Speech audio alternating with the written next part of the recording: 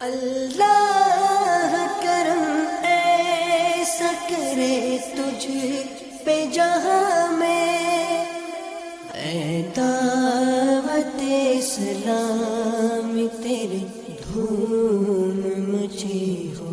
الحمدللہ اس وقت ہم کیواڑی کی جٹی پر ہیں اور اب بذریعہ شپ جو ہے ہم بابا جزیرے پہ جائیں گے جہاں دعوت اسلامی کا ہفتہ وار سنت و برا اجتماع ہے۔ اللہ کرم ایسا کرے تجھ پہ جہاں میں، اللہ کرم ایسا کرے تجھ پہ جہاں میں، اے دعوت اسلام تیری دھوم مچی ہو۔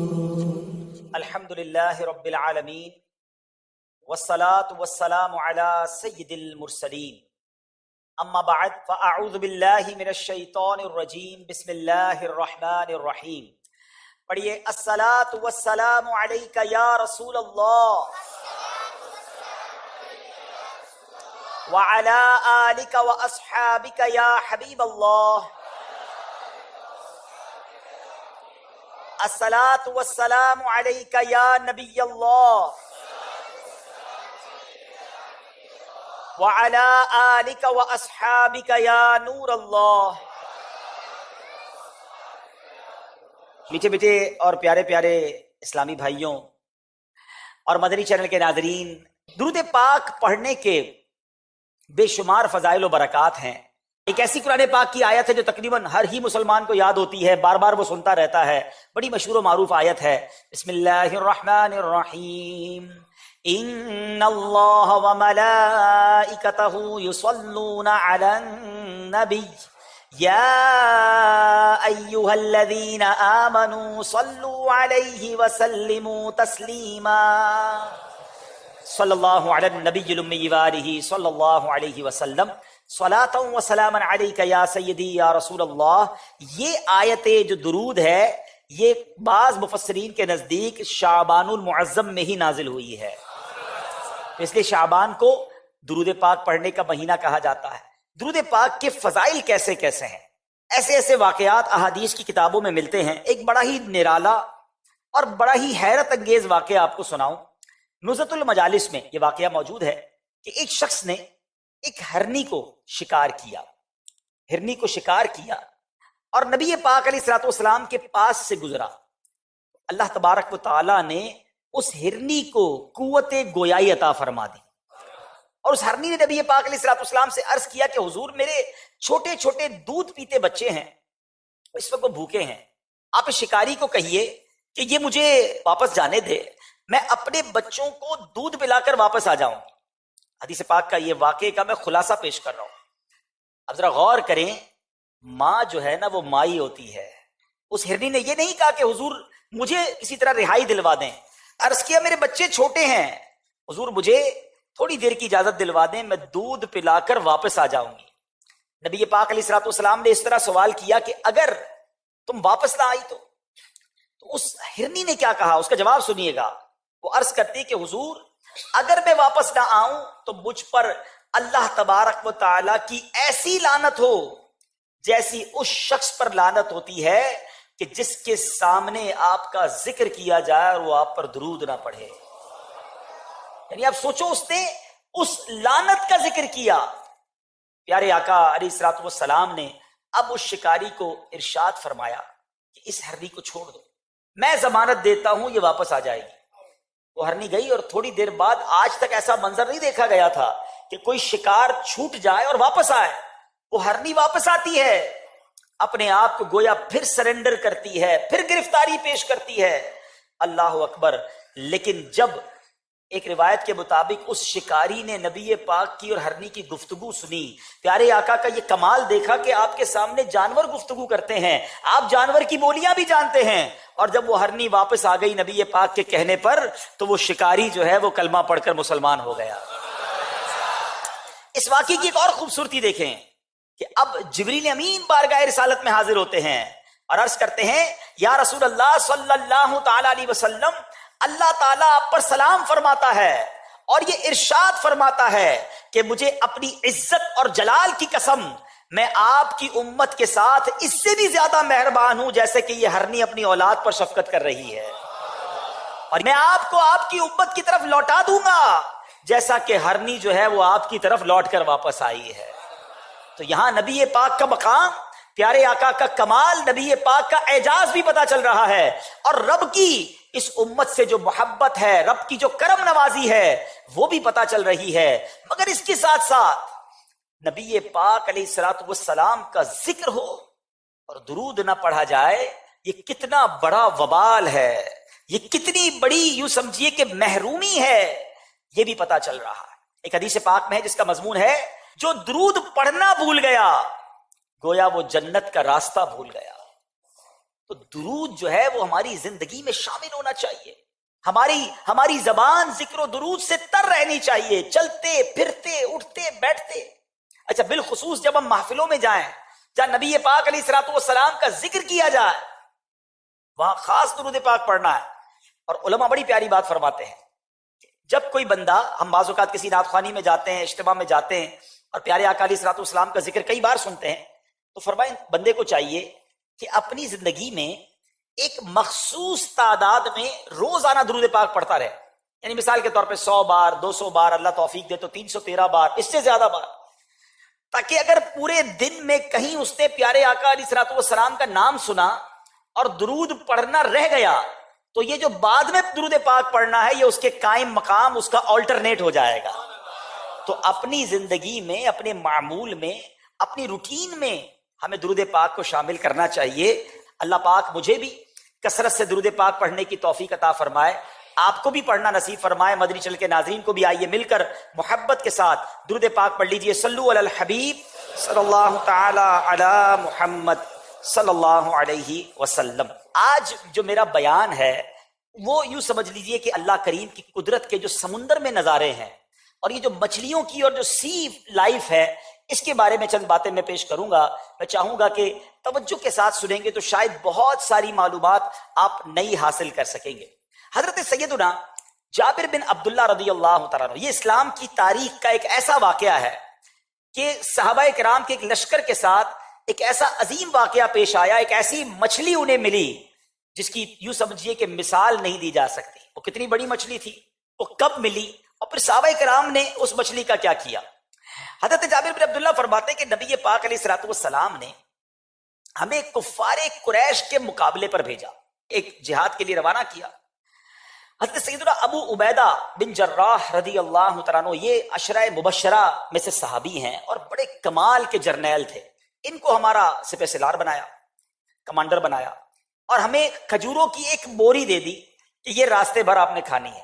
اونلی ڈیٹس، کھجوروں کی ایک بوری جو ہے وہ لشکر کو پاس تھی کھانے کے لیے۔ کہتے ہیں اس کے سوا کوئی اور چیز ہمارے پاس نہیں تھی۔ حضرت ابو عبیدہ روزانہ ہمیں ایک کھجور عطا فرماتے تھے۔ روز کی لشکر کی خوراک کیا تھی؟ ایک کھجور۔ یہاں میں تھوڑا سا بریک لے کر کچھ سمجھانا چاہوں گا، ذرا آگے سنیے۔ پہلے سوال کیا گیا کہ آپ ایک کھجور سے گزارا کیسے کرتے تھے؟ فرمایا ہم اس کو بچے کی طرح چوستے تھے، پھر اس کے اوپر پانی پی لیتے تھے اور وہ رات تک ہمیں کافی ہو جاتی تھی۔ ہم اپنی لاٹھیوں سے درخت کے پتے گراتے، انہیں پانی میں بھگو کر کھا لیتے تھے۔ یہ صحابہ تھے، یہ جانثاران مصطفیٰ صلی اللہ تعالی علیہ وسلم تھے۔ یہ کسی پکنک کے لیے نہیں گئے تھے، یہ راہ خدا میں جان لٹانے گئے تھے، اسلام کی خدمت کے لیے گھر سے نکلے تھے۔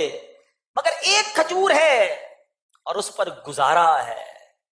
مگر آج ہمارے پاس بہت کچھ ہے مگر پھر بھی شکوہ ہے۔ صحابہ نے یہ نہیں کہا یا رسول اللہ ہم جان لٹانے جا رہے ہیں، آپ کے دین کو بچانے جا رہے ہیں، ایک ایک کھجور پر کیسے زندہ رہیں گے، حضور کچھ تو اور دیجئے۔ کبھی کسی صحابی کے منہ سے آپ نے یہ نہیں سنا۔ کئی دن کے فاقے، غزوہ خندق کے موقع پر صحابہ کے پیٹ پر پتھر بندھے ہوئے تھے۔ واقعہ آپ کیسے بھول سکتے ہیں کہ صحابی رسول نبی پاک کے پاس آئے غزوہ خندق کے موقع پر، عرض کی حضور الجوع، بھوک، حضور پیٹ پر پتھر بندھا ہوا ہے۔ کونین کے والی صلی اللہ تعالی علیہ وسلم نے جب اپنا کرتا اٹھایا تو میرے آقا علیہ الصلوۃ والسلام کے پیٹ پر 2 پتھر بندھے ہوئے تھے۔ زباں پر شکوے رنجو علم لایا نہیں کرتے، زباں پر شکوے رنجو علم لایا نہیں کرتے, نبی کے نام لیوا غم سے گھبرایا نہیں کرتے. کبھی جو کی موٹی روٹی تو کبھی کھجور پانی, تیرا ایسا سادہ کھانا مدنی مدینے والے, ہے چٹائی کا بچھونا کبھی خاک ہی پہ سونا, کبھی ہاتھ کا سرہانا مدنی مدینے والے. ایک طرف تو نعتیں پڑھتے ہیں مگر کبھی مچھلی نہ لگے, کبھی روزگار نہ ملے, کبھی کاروبار میں کمی ہو جائے, کبھی تھوڑے پیسوں کا نقصان ہو جائے تو شکوے شکایات کمپلین, برباد ہو گیا, اللہ نے کچھ نہیں دیا, میں تو نماز پڑھتا ہوں پھر بھی میرے روزگار میں برکت نہیں ہوتی. کتنی بارگاہ الہی میں کمپلین کرتے ہیں ہم, کدھر گیا ہمارا صبر, کدھر گیا شکر. یہ صحابہ ہے, کہتے ایک کھجور ہوتی تھی اور ہم اس پر گزارا کرتے تھے. اب دیکھو اللہ نے غیبی مدد کیسے کی, ان اللہ مع الصابرین, صبر کرو تو صحیح, پھر دیکھو کیسی مدد آتی ہے, پھر کیسے غیب کے خزانے کھلتے ہیں. یہ صبر کرتے تھے, اب کیسے غیب کے خزانے کھلے, کہتے ہیں ہم سمندر کے ساحل پر پہنچے, وہاں پر ٹیلے کی مانند, پہاڑ کی مانند ایک بہت بڑی مچھلی پڑی ہوئی تھی جسے عنبر کہا جاتا ہے. حضرت سیدنا ابو عبیدہ رضی اللہ تعالیٰ عنہ نے اپنے ساتھیوں سے کہا کہ یہ تو مردار لگ رہی ہے, یہ مردار ہے. پھر خود ہی فرمایا کہ نہیں, ہم نبی پاک علیہ الصلوۃ والسلام کے بھیجے ہوئے ہیں, ہم راہ خدا میں نکلے ہوئے ہیں اور آپ حضرات حالت اضطرار میں ہیں. یہ ایک الگ پوری بحث ہے. تو حضرت ابو عبیدہ نے کہا کہ آپ اسے کھا سکتے ہیں. اب کیا ہوا, کہتے ہیں پورے لشکر نے 300 لوگ تھے, 1 مہینے تک اس مچھلی کو کھاتے رہے, اس کو مچھلی ختم نہ ہوئی. اتنی بڑی مچھلی, اس کی سائز کتنی بڑی تھی, فرماتے ہیں کہ ہم نے کھایا کہ ہم سارے فربا ہو گئے, تگڑے ہو گئے. مجھے یاد ہے وہ صحابی کہتے ہیں کہ ہم اس کی آنکھ کے جو ہول تھا, گھڑا تھا, اس پہ سے مٹکے بھر کر چربی نکالتے اور اس مچھلی سے بیل جتنے بڑے بڑے ٹکڑے کاٹتے تھے. اتنی بڑی مچھلی تھی. کہتے ہیں کہ اس مچھلی کی آنکھ کا حلقہ اتنا تھا کہ حضرت ابو عبیدہ نے ہم میں 13 آدمیوں کو اس کے آنکھ کے حلقے میں بٹھایا تو ہم سارے اس میں سما گئے. اتنی بڑی مچھلی. اچھا, پھر کہتے ہیں کہ اس کی پسلی کمان کی طرح ہم نے کھڑی کی تو اونٹ جو جس کے اوپر کجاوا بھی لگا ہوا تھا, یعنی اس کے اوپر بیٹھنے کی بھی جو جگہ ہوتی ہے وہ بھی بنی ہوئی تھی, اس پسلی کے درمیان سے نکالا تو اونٹ بھی اس کے نیچے سے گزر گیا. اللہ پاک نے ایسی غیبی مدد کی. اب اس کے بعد وہ کہتے ہیں کہ ہم نے پورا مہینہ اس پر گزارا, اب اس کا کچھ گوشت کاٹ کر ہم نے اپنے پاس بھی رکھ لیا.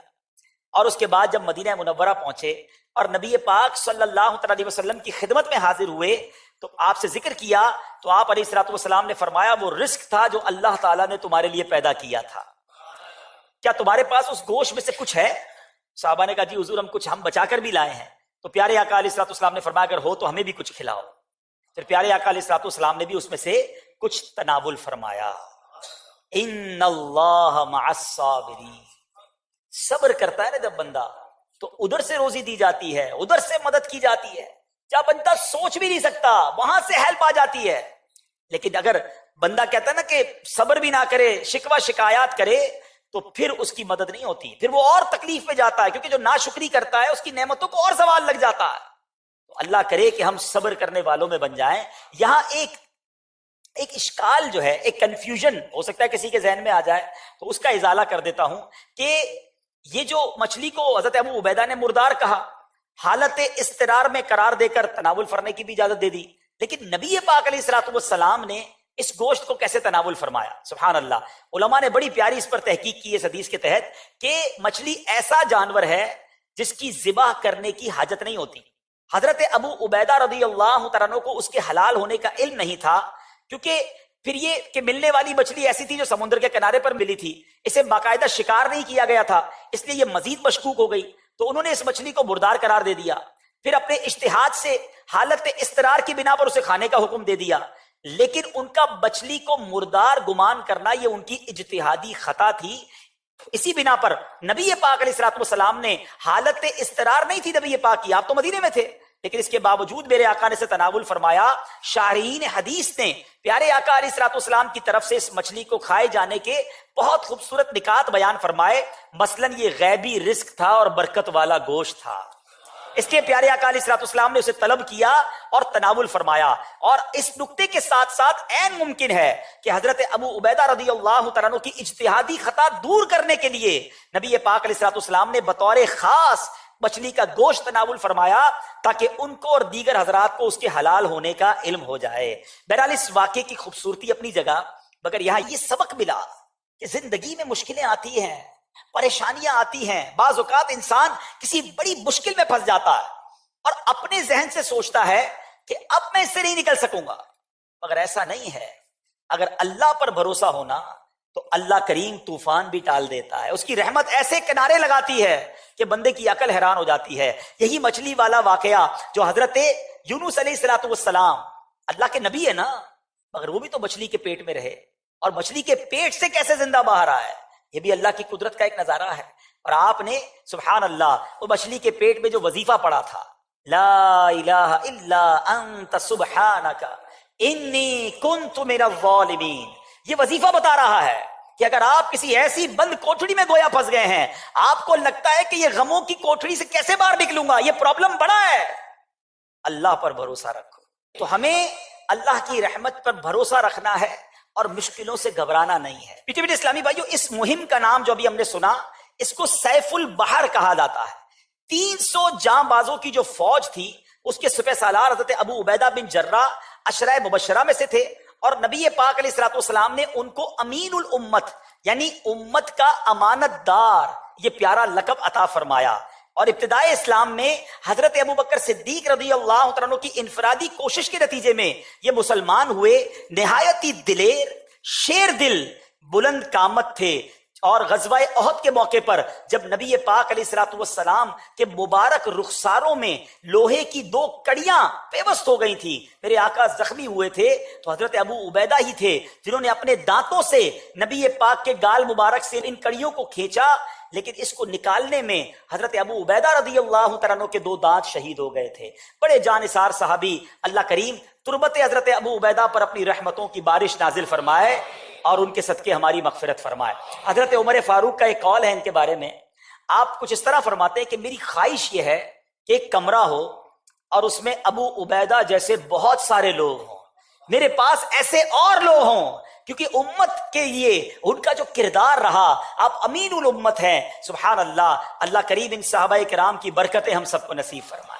یہ ایسی قربانیاں دی ہیں صحابہ کرام نے، پھر ایسی نعرہ ہم نہیں لگاتے ہر صحابی نبی، یہ نبی پاک کے جاں نثار ہیں. بہرحال میرے میٹھے اسلامی بھائیوں، یہ جو مچھلی کے بارے میں، اب میں چاہتا ہوں کہ اب مچھلی کے بارے میں اور اس سمندری مخلوق کے بارے میں بڑی عجیب و غریب معلومات ہیں، وہ بھی آپ کے ساتھ شیئر کر دوں. آپ پکڑتے تو ہیں، کھاتے بھی کھانے والے ہیں، لیکن معلومات بہت ساری نہیں ہوتی. پہلے تو میں آپ کو یہ بتاؤں، اللہ کی رحمت سے اللہ کرم فرمایا، میں جنت میں داخلہ عطا فرمائے.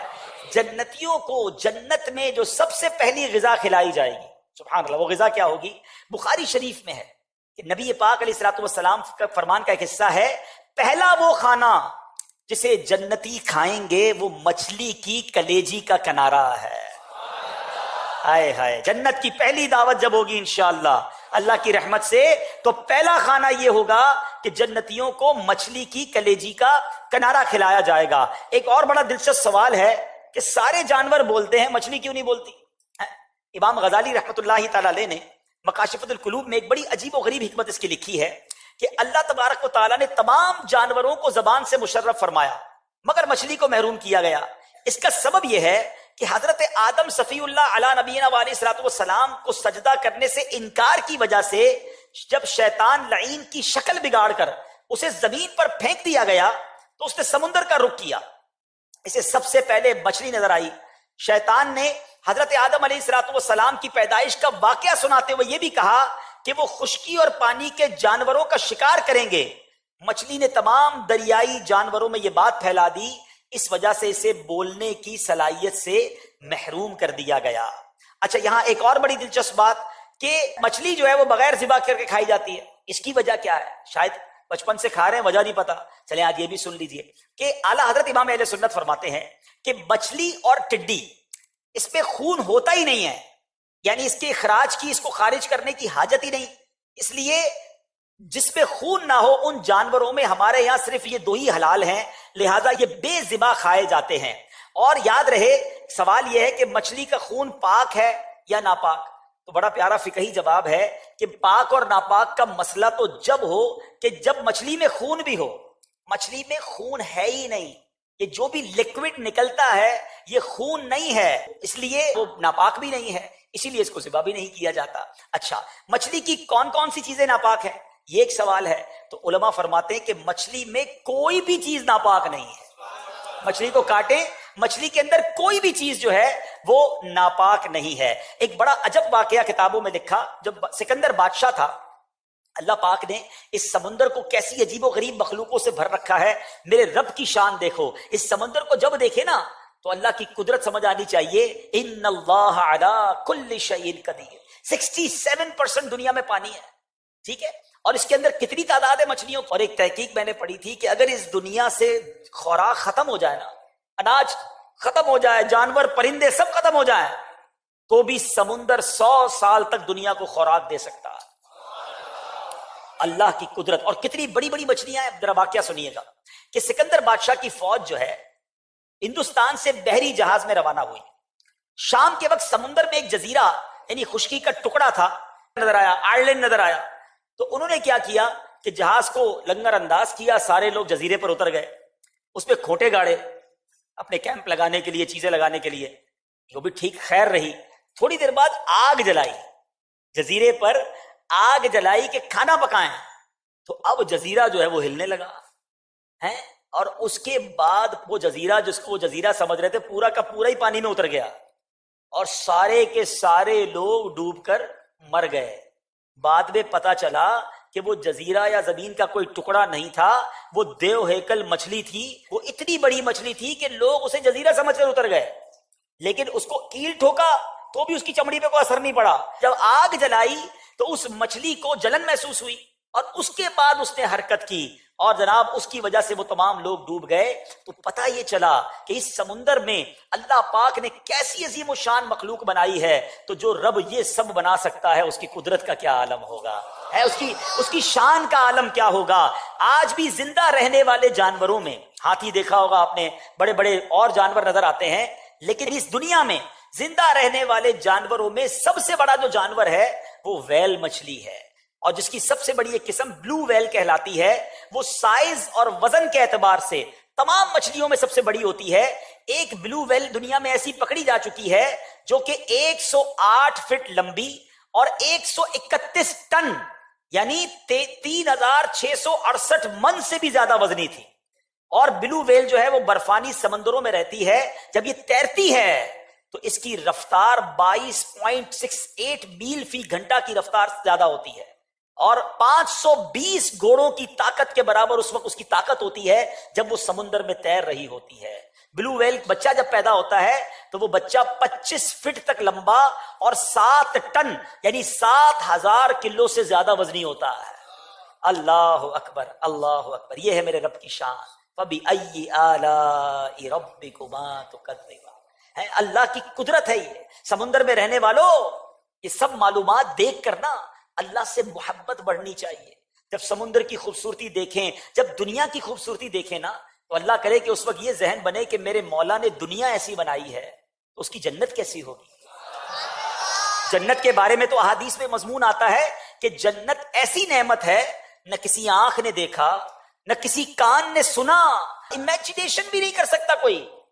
تو سوچ سے بھی ورا ہے جنت. تو ان تمام چیزوں کو سننے کے بعد ہمیں جنت کی تیاری اور تیز کر دینی چاہیے. ہمیں جنت کے لیے مزید جستجو کرنی چاہیے، ایسے اعمال کرنے چاہیے کہیں ایسا نہ ہو کہ خوش نصیب تو جنت میں جائیں اور میں محروم رہ جاؤں. اللہ سے دعا کرتے، مولا تیری جنت بہت بڑی ہے، میرے مولا ہمیں محروم نہ کیجیو، ہم گناہ گاروں کو بھی تیری جنت میں جگہ عطا فرما دے، ہم سب سے راضی ہو جا. تو بہرحال میرے میٹھے اسلامی بھائیوں، ایک اور بڑا عجیب واقعہ بزرگان دین کا میں آج کوشش کروں گا اپنے بیان میں اسی ٹاپک کو کنٹینیو کروں تاکہ یہاں کے لوگوں کی دلچسپی بھی اور حیرت انگیز باتیں ہیں. ایک بزرگ اپنی بچی کے ساتھ کسی کشتی میں جا رہے تھے، تو وہ مچھلیاں پکڑ رہے تھے. نیک آدمی تھا مگر بچی بڑی سمجھدار تھی. وہ مچھلی پکڑتے ٹوکری میں ڈالتے، بچی جو ہے مچھلی اٹھاتی پیچھے سے واپس پانی میں ڈال دیتی. اب وہ ٹوکری پہ مچھلی ڈالی جا رہے ہیں، بیٹی پیچھے سے پانی میں ڈالی جا رہی ہے. جب پورا سفر ختم ہو گیا تو کہا بیٹی بتاؤ کتنی مچھلیاں جمع ہوئی؟ کہا بابا جان مچھلیاں تو میں نے ساری پانی میں ڈال دی. یہ کیا کیا؟ اتنی محنت، سارا دن کوشش کی. تو کہا حضور آپ ہی نے تو بتایا تھا کہ حدیث پاک میں ہے جال میں وہی مچھلی پھنستی ہے جو اللہ کے ذکر سے غافل ہو جاتی ہے.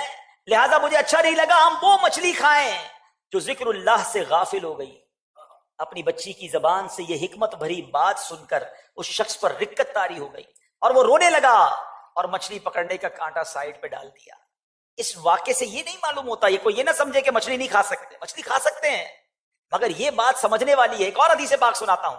نبی پاک علیہ الصلوۃ والسلام فرماتے ہیں کسی درخت پر کلاڑا اس وقت چلتا ہے جب وہ ذکر اللہ سے غفلت اختیار کرے. جو جانور ذکر اللہ سے غافل ہوتا ہے وہی ذبح کر دیا جاتا ہے. بزرگان دین کے اقوال ہے. اس سے کیا سیکھنے کو ملا؟ کہ اگر جانور ذکر کرنا چھوڑ دے تو وہ پکڑا جاتا ہے، گرفتار ہو جاتا ہے. ہم تو اشرف المخلوقات کہلاتے ہیں نا، کتنا ذکر کرتے ہیں، کتنا اللہ کو یاد کرتے ہیں. اگر مجھے اور آپ کو پکڑا نہیں جا رہا، مجھے اور آپ کو پکڑا نہیں جا رہا، لیکن کہیں تو جواب دینا پڑے گا نا کہ ان اوقات کو، ان ایام کو، ان نعمتوں کو کیسے گزارا. یہ بات سمجھنے والی ہے. ایک اور واقعہ سنیے. حضرت جنید بغدادی اولیاء کرام کی جماعت کے سردار کہلاتے ہیں. ایک بار کسی شخص نے آپ کو پرندہ تحفے میں بھیجا، آپ نے قبول فرما کر اس پرندے کو پنجرے میں بند کر دیا، کچھ مدت کے پاس اپنے پاس رکھ کر اسے آزاد کر دیا. تو کسی نے لوگوں نے پوچھا کہ حضرت آپ نے پرندے کو آزاد کیوں کر دیا؟ تو کہا مجھے وہ پرندہ بڑی منت سے کہنے لگا اے جنید افسوس ہے تم تو اپنے دوستوں کے ساتھ ملاقات کا لطف اٹھاتے ہو، مجھے میرے دوستوں سے ملاقات سے تم نے دور رکھا ہے اور پنجرے میں بند رکھا ہوا ہے. کہتے ہیں مجھے بڑا رحم آیا، میں نے پرندے کو آزاد کر دیا. پرندہ اڑتے وقت کہنے لگا کہ پرندہ یا جانور جب تک ذکر اللہ میں مصروف رہتا ہے آزاد رہتا ہے، جب اس پر غفلت طاری ہوتی ہے قید میں مبتلا ہو جاتا ہے. اے جنید، میں یاد الہی سے ایک ہی دن غافل ہوا تھا جس کی سزا مجھے پنجرے کی سخت قید میں بھگتنا پڑی. ہائے ان لوگوں کا کیا حال ہوگا جو اکثر اوقات ذکر اللہ سے غافل رہتے ہیں. اے جنید، میں آپ کے سامنے پکا وعدہ کرتا ہوں کہ آئندہ کبھی ذکر اللہ سے غافل نہ رہوں گا. یہ کہہ کر وہ پرندہ اڑ گیا. پھر وہ پرندہ حضرت جنید بغدادی رحمت اللہ تعالی کی زیارت کے لیے آیا کرتا اور ان کے ہمراہ دسترخوان پر دانے وغیرہ بھی چنتا تھا. جب حضرت جنید بغدادی کا انتقال ہوا تو وہ پرندہ بھی زمین پر گرا اور تڑپ تڑپ کر مر گیا. اس کے بعد حضرت جنید بغدادی کو کسی نے خواب میں دیکھ کر پوچھا کہ آپ کے ساتھ کیا معاملہ ہوا؟ حضرت جنید بغدادی کہتے ہیں چونکہ میں نے اس پرندے پر رحم کھایا تھا، اللہ کریم نے بھی مجھ پر رحم فرما دیا. اب یہ واقعہ کیا بتا رہا ہے، کیا سکھا رہا ہے؟ بڑے مزے سے ہم اپنی جو اللہ کی نعمتیں اس کو کھا رہے ہوتے ہیں، مگر کبھی سوچا یہ ساری نعمتیں رب نے ہمارے لیے بنائی، مگر ان نعمتوں کا ہم کیا شکر ادا کر رہے ہیں؟ اور پھر رحم، اسلام جانوروں پر رحم کا حکم دیتا ہے، پھر انسان پر کتنا رحم ہونا چاہیے. آج یہاں انسان پر بھی رحم نہیں کرتے لوگ. چوری کر رہے ہیں، ڈکیتی کر رہے ہیں، اگلا رو رہا ہے، گڑ گڑا رہا ہے، اس کی پورے مہینے کی کمائی ہے، بعض اوقات تو پہلی تاریخ کو تنخواہ لے کے نکلتا ہے، مگر ظالم پسٹول دکھا کر اس کی تنخواہ لے جاتا ہے. وہ کیا سمجھتا ہے ان پیسوں سے وہ خوش رہے گا؟ کسی کا زیور، کسی کی بچی کی شادی کی تیاری ہے، کسی کو جناب ڈرانا، دھمکانا اور جناب اغوا کرنا، روب جمانا. اے ظالموں غور سے سنو، ظلم تم کر تو لوگے، مگر یاد رکھنا قیامت کے دن اللہ مظلوموں کے ساتھ ہوگا. اور اگر کسی مظلوم کی ہائی دنیا میں لگ گئی نا تو تمہاری دنیا بھی برباد ہو جانی ہے. کیسے جواب دو گے اللہ کو؟ خدا را زندگی ایسی گزارے کہ ہم کسی پر ظلم نہ کریں، ہم کسی کو تکلیف نہ پہنچائیں، رحم کریں لوگوں پر. احادیث میں یہ مضمون ملتا ہے کہ جو زمین والوں پر رحم نہیں کرتا آسمانوں کا مالک اس پر رحم نہیں فرمائے گا. جو رحم نہیں کرتا اس پر رحم نہیں کیا جائے گا، جو معاف نہیں کرتا اسے معاف نہیں کیا جائے گا. اس طرح کی مضمون کی روایتیں بھی موجود ہیں. آج نہیں کرتے لوگ معاف، نہیں کرتے رحم. میں وڈیرا ہوں، میں چودھری ہوں، میں علاقے کا بڑا ہوں، میں جزیرے کا بڑا ہوں، جو میں کہوں گا وہ ہوگا. ارے آج تمہارے سامنے کوئی کچھ کہہ نہیں پا رہا، مگر یاد رکھنا اس کا ڈائریکٹ کنیکشن ہے اللہ تعالیٰ سے، اس کی ایک ہائے عرش تک پہنچتی ہے. بلکہ یہاں میں ایک مشورہ دینا چاہوں گا یہاں موجود اسلامی بھائیوں کو بھی اور مدنی چینل کے ناظرین کو بھی. اگر آپ اپنی زندگی میں یہ دیکھیں نا کہ یار سب چیزیں بہتر تھی اور اچانک چیزیں گڑبڑ ہونے لگ گئی ہیں، صحت بھی ٹھیک تھی، روزگار بھی ٹھیک تھا, بچے بھی خوش تھے, بڑا فیملی بھی بڑی جڑ کر رہ رہی تھی, اور آپ کو لگے نا یار کہ چیزیں خراب ہو رہی ہیں, صحت بھی خراب ہو رہی ہے, روزگار میں بھی پرابلم آ رہا ہے, گھر میں بھی لڑائی جھگڑے شروع ہو گئے ہیں, بنی بنائی بگڑ رہی ہے, تو چیک کر لو کسی کی ہائے تو نہیں لے لی, کسی پر ظلم تو نہیں کر دیا, کسی کا دل تو نہیں دکھایا. ہاں, اس کے دل سے ایک آہ نکلنی ہے اور بڑے بڑے محلات تباہ ہو جاتے ہیں, بڑے بڑے گلشن جل جاتے ہیں. وہ کہتے ہیں نا مظلوم کی دعا جو ہے وہ عرش تک جاتی ہے, قبولیت کا درجہ رکھتی ہے. تو خدارا کوشش کریں لوگوں کے دلوں میں خوشی داخل کریں, جانوروں پر بھی رحم کریں, چاہے آپ مچھلی پکڑتے ہوں یا جو بھی کام کرتے ہیں, زندگی میں کسی کو تکلیف نہ پہنچائیں. نبی پاک علیہ الصلوۃ والسلام کے بارے میں آتا ہے کہ ایک بار آپ وضو فرما رہے تھے, کوئی بلی آ گئی پیاسی ہے, پیارے آقا نے وہ وضو کا برتن اس کے آگے کر دیا تاکہ وہ پانی پی لے. یہ ہے میرے آقا کی تعلیمات, یہ ہے اسلام کی تعلیمات. مگر آج جس کو تھوڑا سا عہدہ مل جائے, تھوڑے پیسے مل جائیں, سیٹھ بن جائے تو نوکر کی خیر نہیں, شوہر بن جائے تو بیوی کی خیر نہیں, باپ بن جائے تو بچوں کی خیر نہیں, پڑوسیوں کا بیڑا غرق کر کے رکھا ہوا ہے, محلے والے سارے پریشان ہیں, کیونکہ کوئی کچھ کہہ نہیں سکتا نا. میرا بڑا نام ہے, میرے ساتھ گارڈ ہوتے ہیں, میرا بڑا روب ہے, میری ٹور ہے. ارے منٹ نہیں لگے گا. جب اللہ تبارک و تعالیٰ نے تم سے اس مظلوم کا ساتھ دے کر بدلہ لینا ہے نا, اس کے آگے, اس کے قہر کے آگے کون کھڑا رہ سکتا ہے؟ ہماری اوقات ہی کوئی نہیں ہے. ڈرو اس دن سے جس دن رب کا غضب تم پر نازل ہو جائے. ہمیشہ ظلم سے اپنے آپ کو بچائیں. اگر ہو گیا نا, اگر خدا نہ خواستہ ان تمام باتوں کو سننے کے بعد تو معافی مانگ لیں. ہاں, آج معافی مانگ لو. اگر وہ قیامت کے دن کھڑا ہو گیا تو اب پیسے نہیں چلیں گے, وہاں نیکیاں دینی پڑیں گی, اس کے گناہ اٹھانے پڑیں گے.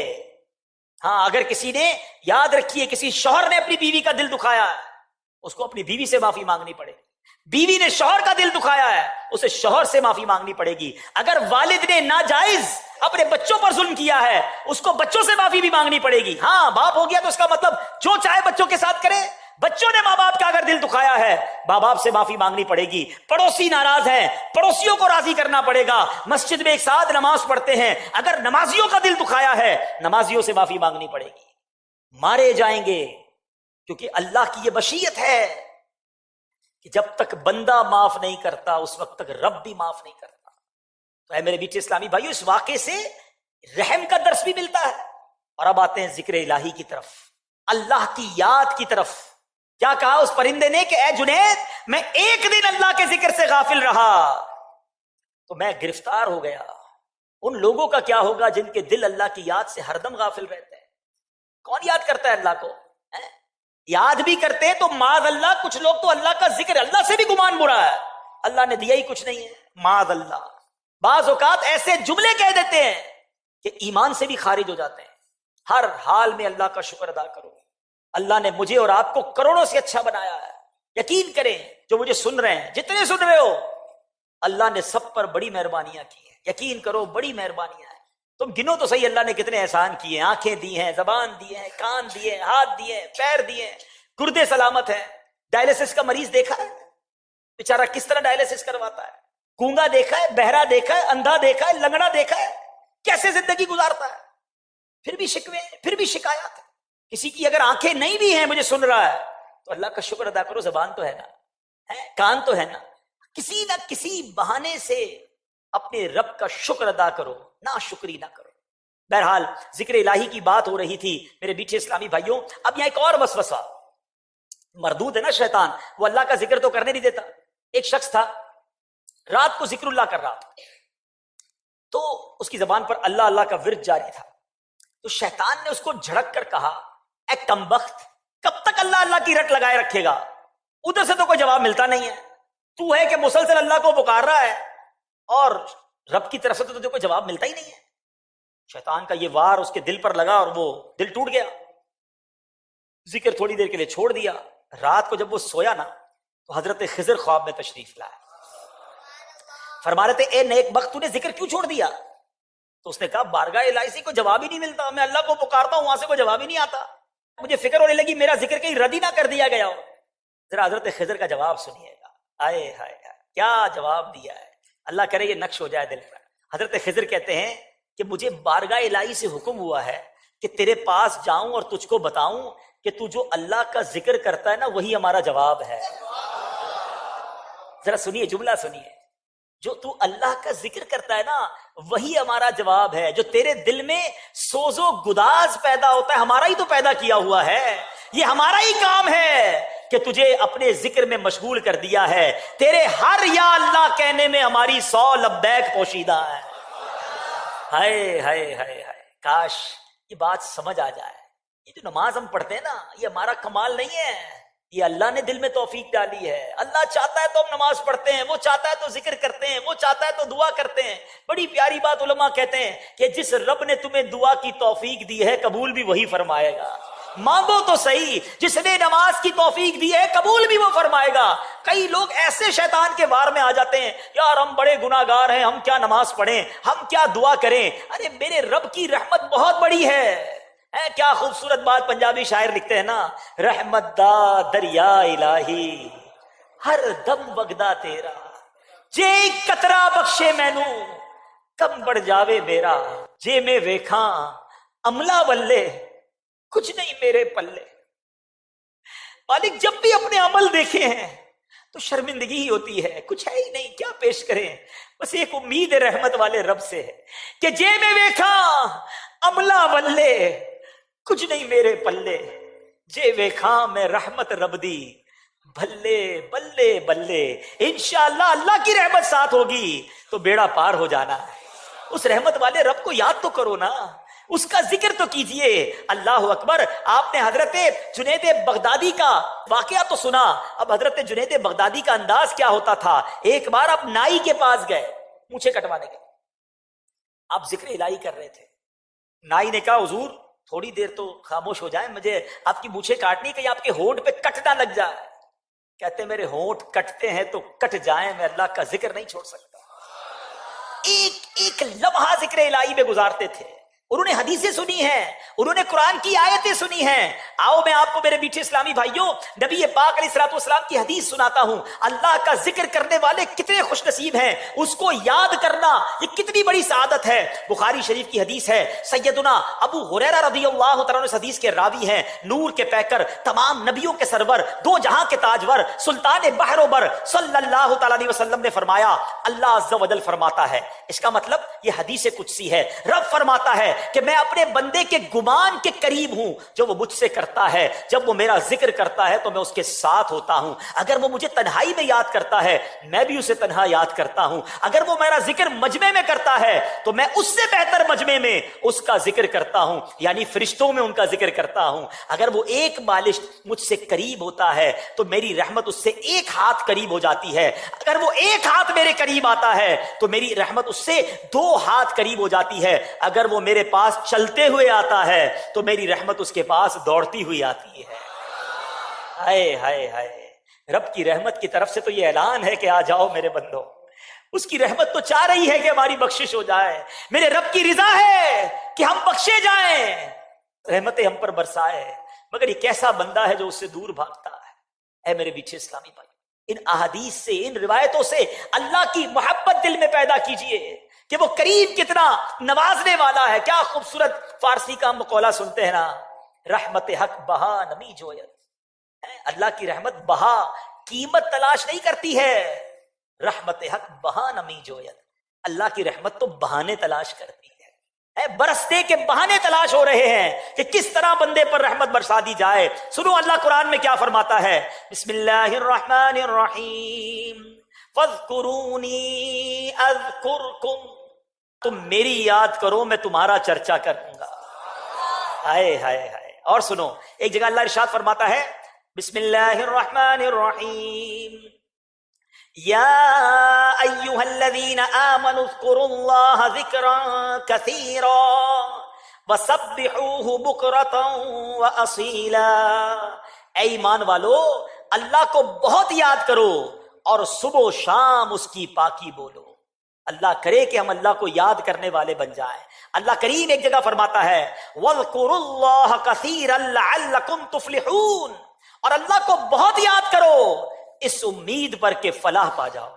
اگر فلاح چاہیے، کامیابی چاہیے تو اللہ کی یاد کو دل میں بسا لیجئے۔ اے میرے میٹھے اسلامی بھائیوں، حضرت سری سقطی رحمت اللہ تعالی علیہ، یہ اللہ والے اللہ کا ذکر کتنا کرتے تھے، فرماتے میں نے حضرت جرجانی کے پاس ستو دیکھے ہیں، ستو وہ گھول کر پی لیتے تھے۔ کسی نے کہا کہ حضور آپ روٹی نہیں کھاتے، کھانا نہیں کھاتے، بس ستو پیتے رہتے ہیں۔ تو فرمایا میں نے روٹی چبانے میں، جتنی ٹائم روٹی چبانے میں لگتا ہے کھانا کھانے کے لیے، اور جتنی دیر ستو پینے میں لگتا ہے، ان دونوں کے درمیان میں نے 90 مرتبہ جو ہے وہ تسبیح کا فرق دیکھا ہے۔ یعنی 90 ٹائمز میں اللہ کی تسبیح کر لیتا ہوں۔ اگر کھانا روٹی کے ساتھ کھاتا ہوں تو ٹائم زیادہ لگتا ہے، ستو میں جلدی پیٹ بھر جاتا ہے۔ تو فرماتے 40 سال ہو گئے میں نے روٹی نہیں چبائی ہے۔ اتنا وقت کی قدر تھی انہیں، ایک ایک سیکنڈ کی ویلیو تھی۔ آج ہمارے گھنٹوں ضائع ہو رہے ہیں، میں کوئی ٹینشن نہیں ہے، موبائل ہاتھ میں ہوتا ہے، ساری رات نکل جاتی ہے، کیسے رات گزرتی ہے پتہ نہیں چلتا۔ ایک بزرگ کہتے ہیں کہ پہلے مجھے سمجھ نہیں آتی تھی کہ یہ اللہ والے ساری رات عبادت کیسے کرتے تھے، سجدے، تلاوت، قرآن، درود، ساری رات نوافل، ایسا ذوق کیسے ملتا تھا۔ کہتے ہیں موبائل والوں کو دیکھ کر مجھے سمجھ آ گئی ہے کہ جب ان کو موبائل میں ساری رات سمجھنی پڑتی ہے، پتہ ہی چلتا رات کیسے گزر گئی، تو پھر اللہ والوں کو وہاں اللہ نے ذوق دے دیا تھا۔ کہتے ہیں نا کہ ذکر اللہ روح کی غذا تھی ان کی، ان کو سجدوں میں مزہ آتا تھا، ان کو تلاوت پہ لطف آتا تھا، ان کو عبادت پہ لطف آتا تھا۔ اللہ ان بزرگوں کے صدقے ہمیں بھی وہ لطف عطا فرما دے۔ اللہ کرے کہ وہ لطف ہمیں نصیب ہو جائے، کہ ہمیں سجدوں کی لذت نصیب ہو جائے۔ بہرحال میرے میٹھے اسلامی بھائیوں، اب بیان کے آخر میں چند آپ کو اذکار بتانا چاہتا ہوں۔ ذکر اللہ ضرور کیجئے، مگر چند اذکار، چند ذکر ایسے ہیں جس کی صراحت حدیث میں آئی اور اس کی فضیلت اتنی ہے کہ بس جب موقع ملے نا تسبیح پکڑ لیا کرو اور اللہ اور اس کے رسول کا ذکر کر لیا کرو۔ کلمہ طیبہ، سبحان اللہ، اتنی بڑی نعمت ہے۔ پہلے ایک بزرگ کا کال سناتا ہوں۔ ایک بزرگ کہتے ہیں اپنی زبان کو کلمے کا عادی رکھو، کیونکہ جب آخری وقت آئے گا نا زبان بھاری ہو جائے گی۔ سکرات کا جو وقت ہوتا ہے نا اس میں انسان بڑی تکلیف میں ہوتا ہے، الفاظ نہیں نکل رہے ہوتے۔ کبھی کسی مرنے والے کو دیکھا ہے؟ فرمایا جس کی زبان پر کلمہ ہر وقت جاری رہتا ہے، عادت ہوگی نا، امید ہے کہ مرتے وقت بھی اس کی زبان پر کلمہ جاری ہو جائے گا۔ اس کو میں ایک ایگزامپل کے ذریعے سمجھاتا ہوں۔ مثال کے طور پہ کچھ لوگ ہوتے ہیں جن کی زبان پر بڑی گالیاں ہوتی ہیں، گندی باتیں ہوتی ہیں۔ آپ نے دیکھا ہوگا موٹر سائیکل پر جا رہے ہیں، گاڑی پر جا رہے ہیں، اچانک بریک لگانا پڑا، خدا نہ خواستہ کوئی ایکسیڈنٹ ہوتے ہوتے بچ گیا، گرتے گرتے بچ گیا، ان کی زبان سے کیا نکلتا ہے؟ گالیاں نکلتی۔ اچھا کچھ لوگ ہوتے ہیں ماشاءاللہ درود پڑھتے رہتے ہیں، نعتیں سنتے رہتے ہیں، یا رسول اللہ کہتے رہتے ہیں، غوث پاک کو یاد کرتے رہتے ہیں۔ آپ نے دیکھا ہوگا جو ایسے لوگ ہوتے ہیں جب ان کے ساتھ ایسا واقعہ ہوتا ہے فوراً زبان سے نکلتا ہے یا رسول اللہ، یا غوث پاک، کلمہ پاک نکلتا ہے۔ کیوں؟ ان کی زبان پر اچھی باتیں ہوتی ہیں ہر وقت۔ تو اپنی زبان کلمے سے تر رکھو، جب آخری گھڑیاں آئیں گی پڑھنا مشکل ہو جائے گا، پڑھا ہی نہیں ہوگا۔ میں آپ سے پوچھتا ہوں پورے دن میں آج کتنی بار کلمہ پاک پڑھا؟ پورے ہفتے میں کتنی بار کلمہ پاک پڑھا ہے؟ نہیں عادت، فضول باتوں کے لیے گھنٹوں ہیں۔ سنو حدیث پاک، میرے آقا علیہ الصلوۃ والسلام فرماتے ہیں لا الہ الا اللہ کی گواہی دینا جنت کی کنجی ہے۔ نبی پاک علیہ الصلوۃ والسلام فرماتے ہیں جو بندہ دن یا رات کی کسی ساعت میں لا الہ الا اللہ کہتا ہے تو اس کے نامہ اعمال میں سے برائیاں مٹا کر اس کی جگہ اتنی ہی نیکیاں لکھ دی جاتی ہیں۔ ہائے ہائے، افضل الذکر کہا گیا، کلمہ پاک کو سب سے افضل ذکر کہا گیا۔ اور سنو ایک حدیث پاک میں ہے میرے آقا علیہ الصلوۃ والسلام فرماتے ہیں کہ جو بندہ 100 مرتبہ لا الہ الا اللہ پڑھے گا جب قیامت کے دن اٹھایا جائے گا تو اس کا چہرہ 14ویں کے چاند کی طرح چمکتا ہو، اور اس بندے سے افضل کسی کا عمل نہیں اٹھایا جاتا مگر جو اس کی مثل پڑھے یا اس سے زیادہ پڑھے۔ تو اے میرے میٹھے اسلامی بھائیوں، ہمیں کلمہ طیبہ کو کم از کم 100 بار تو روز پڑھے۔ ایک اور بڑا کمال کا وظیفہ پیارے آقا علیہ الصلوۃ والسلام فرماتے ہیں جو لا الہ الا اللہ وحدہ لا شریک لہ احدا صمدا لم یلد ولم یولد ولم یکن لہ کفوا احد، یہ پڑھ لے اللہ عز و جل اس کے لیے 20 لاکھ نیکیاں لکھے گا۔ اب دیکھیں کتنی دیر لگی، چلے پڑھ بھی لیتے ہیں انشاءاللہ۔ لا الہ الا اللہ وحدہ لا شریک لہ احدا صمدا لم یلد ولم یولد ولم یکن لہ کفوا احد۔ سبحان اللہ. ایک اور حدیث سنے, ایک اور وظیفہ لے لیں. نبی پاک علیہ الصلوۃ والسلام فرماتے ہیں جو سبحان اللہ و بحمدہ پڑھتا ہے اس کے لیے جنت میں کھجور کا ایک درخت لگا دیا جاتا ہے. مل کے پڑھ لیں, سبحان اللہ و بحمدہ. اب مجھے بتاؤ, جس کا درخت جنت میں لگا ہوگا اسے کھانے جانے بھی تو دیا جائے گا نا. آپ کی پراپرٹی جنت میں ہے تو داخلہ بھی ملے گا نا. تو لگائی جاؤ جنت میں درخت, کیوں فضول باتوں میں وقت ضائع کرتے ہیں؟ تسبیح ہاتھ میں ہونی چاہیے, چلتے پھرتے پڑھتے رہے. ایک بڑا پیارا وظیفہ, اگر کوئی بھائی ٹینشن میں ہے نا, اس کے لیے تو کمال کا وظیفہ ہے. کیونکہ پہلے حدیث کے الفاظ سن لو. حدیث کے الفاظ ہے جس کا مضمون ہے کہ دو کلمے ہیں, زبان پر بڑے ہلکے ہیں, میزان پر بھاری ہیں, اور اللہ کو بڑے پیارے ہیں. ایسے کون سے جملے ہیں جو اللہ کو پیارے بھی ہیں, زبان پر ہلکے بھی ہیں, میزان پر بھاری بھی ہیں؟ میرے آقا فرماتے ہیں وہ کلمے کیا ہیں؟ سبحان اللہ و بحمدہ سبحان اللہ العظیم. یقین کریں یہ میرا آزمایا ہوا وظیفہ ہے. آپ اس وظیفے کو پڑھیں, آپ کو فیل ہوگا آپ کی ٹینشن ریلیز ہو رہی ہے, آپ ریلیکس ہو رہے ہیں, آپ ہلکے ہو جائیں گے. مل کے پڑھیں, سبحان اللہ و بحمدہ سبحان اللہ العظیم. یہ پڑھتے رہا کریں. ایک اور بڑا پیارا وظیفہ جس کو نبی پاک نے جنت کا خزانہ کہا ہے, مسلم شریف کی حدیث ہے. میرے آقا فرماتے ہیں لا حول ولا قوت الا باللہ. یہ پڑھا کرو کیونکہ یہ جنت کے خزانوں میں سے خزانہ ہے. تو بہرحال میرے پیچھے اسلامی بھائیوں, اس بیان سے, ان واقعات سے سیکھنے کو یہ ملا. دو تین باتیں جو آج ہمارے ٹاپک کا حصہ رہی کہ پہلی بات صبر کرنا ہے. مصیبت آئے, پریشانی آئے, اللہ کی رضا پر راضی رہیں, شکوہ نہ کریں. انشاءاللہ رب پر بھروسہ ہوگا تو وہ رب طوفان بھی ٹال دے گا اور ہم مشکل سے نکل جائیں گے.